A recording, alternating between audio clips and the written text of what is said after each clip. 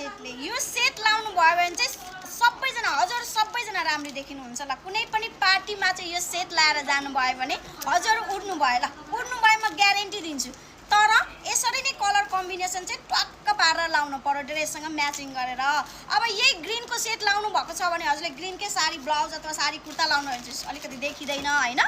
ग्रिनमा चाहिँ यसरी नै हजुरले येलो अथवा रेड कलर कम्बिनेसन मिलाएर लाउनु भयो भने चाहिँ यस्तो वाउ देखिन्छ नि, यति राम्रो देखिन्छ। यो ग्रिन भइहाल्यो, यसमा हजुरले यो रेड कलर पनि पाउनुहुन्छ। ठिक्कको लेन्थ छ, लेन्थ वाइज पनि धेरै लङ पनि छैन धेरै सर्ट पनि छैन, ठिक्कको छ। यसमा यो र यो क्वालिटी चाहिँ सेम छ हैन।